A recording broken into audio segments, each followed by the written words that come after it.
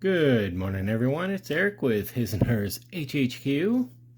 I'm bringing to you an update on the hashtag Rust Bucket group build. This is the Chip Foose 1965 Chevy Impala by Revell. And oddly enough, it says on the box it's a skill level 5. I will tell you right now, as an experienced modeler, I didn't have too many issues. It was just some of this bit here, such as these arms here and here. In the instructions, there's no actual location. It doesn't tell you how to place them. So, I had to fiddle fart with it in order to get those in place. The front end is extraordinarily detailed. I actually really like the way this looks and the way it turned out, but it was also really fiddly. So, as an experienced modeler, I'm going to say that this kit, you should have a minimum of 3 or 4 builds under your belt, 5 preferably, before attempting this kit. All of that being said, I see a lot of far better modelers than I, pardon me, doing instructional videos for beginner modelers. And I really do appreciate those. Those are fantastic. Even for an experienced modeler, you might find something that you didn't think of. But I'm going to lend this in, since this here is for the Rust Bucket group build.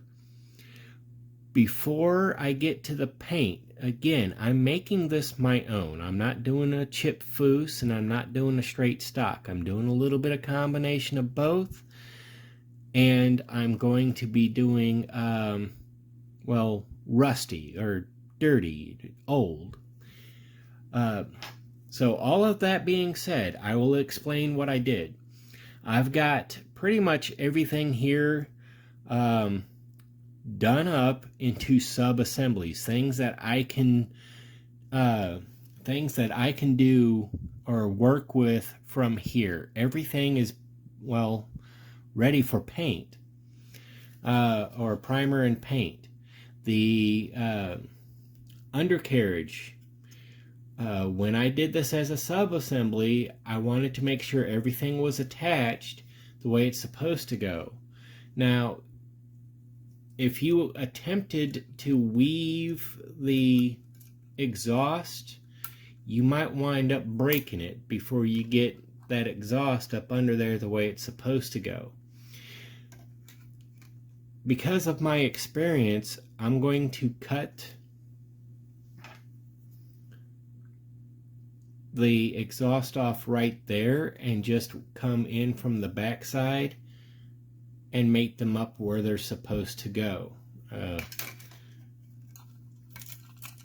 Let's try to get this. I'm going to mate them up right here, just hooking that up under it. And that's just, a me. I've got the experience to do it, and it's not too difficult to do.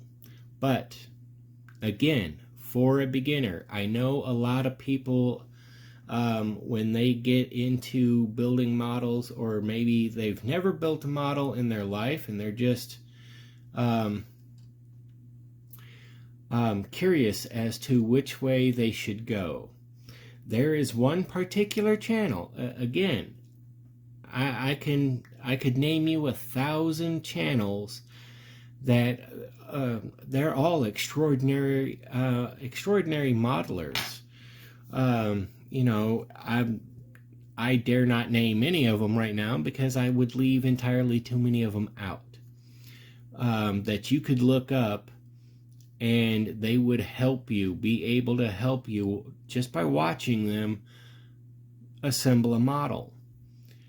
But there's one channel out there, if you're a novice builder, this guy, it takes, well, beginner level modeling and breaks it down real easy, and it's HPI Guy's Workshop. He is really, really good about being a beginner modeler. So one of the things here, since I was talking about being a beginner modeler, what I did here was create sub-assemblies, things that make it easier for me, making it ready for prime and paint. So as you can see, the engine is pretty well already assembled, but it doesn't have the exhaust manifolds, the valve covers, the carburetor, or even the belt and pulleys on it and the fan. That's because this will be a lot easier to prime and paint and then pick out the little details just as is. And then it'll be the same thing with the pulley system here. I've got everything attached the way it's supposed to go. And then it'll be primed. And then from there, I will be able to pick out with a paintbrush and paints and get all the little details and everything else going on. As far as the exhaust manifolds, or the exhaust headers, and the carburetor, I'm going to deal with those. I've got them separate in here. I will attach toothpicks with super glue, pardon me, to the ends of them to make them easier to hold and handle, and they will get primed and painted that way. Same thing with the carburetor.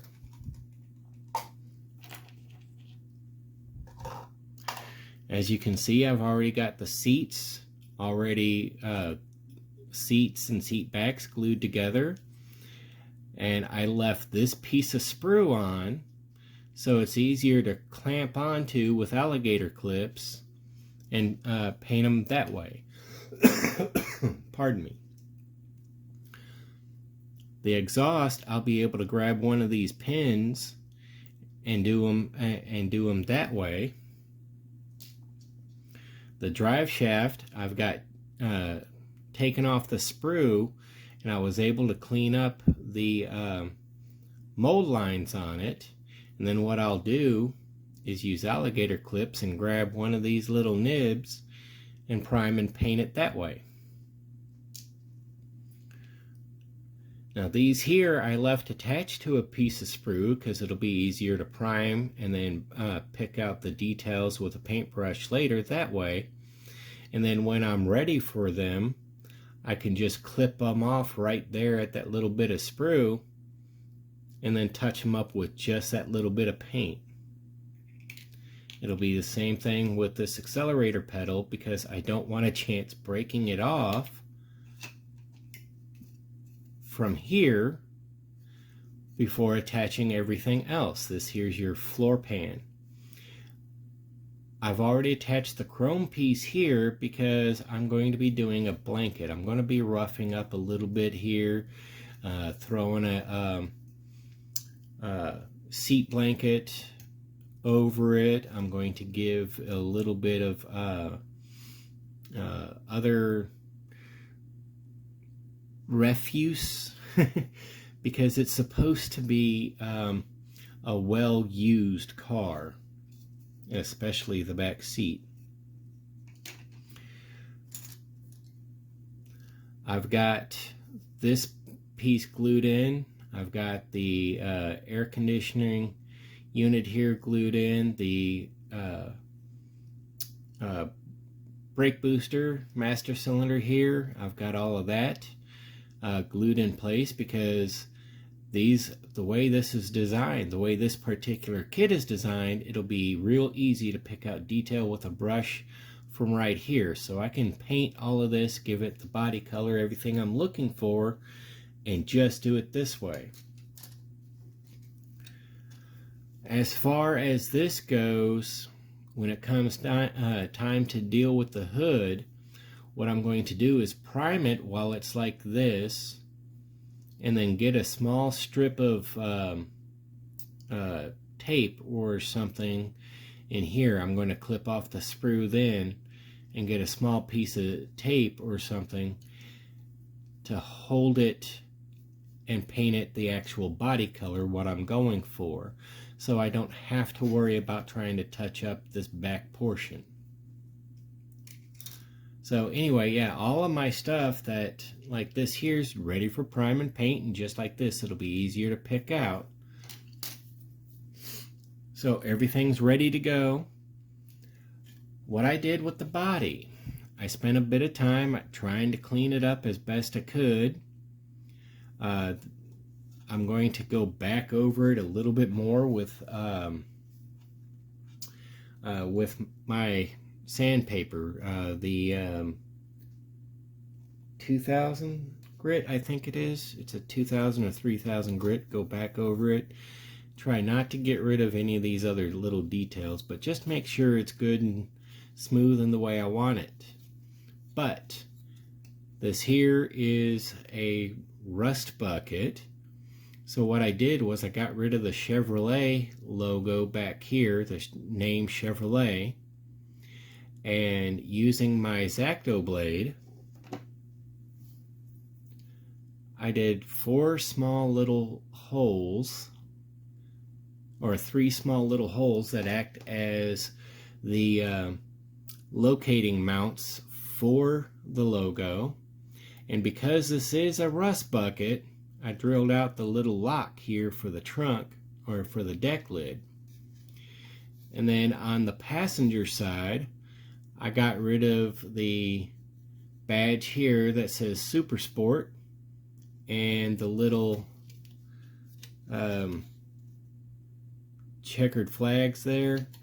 I got rid of that badge there, and I did the same thing. I gave them little holes, mounting holes, and they will get a little bit of that extra touch when I get to it.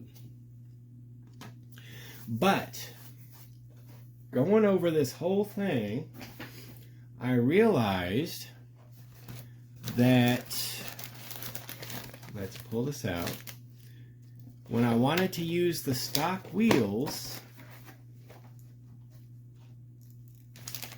I would have to use these hubcaps in order to make it work, and I didn't want that. There was no option, no way to do this up to have your steelies, your basic rims.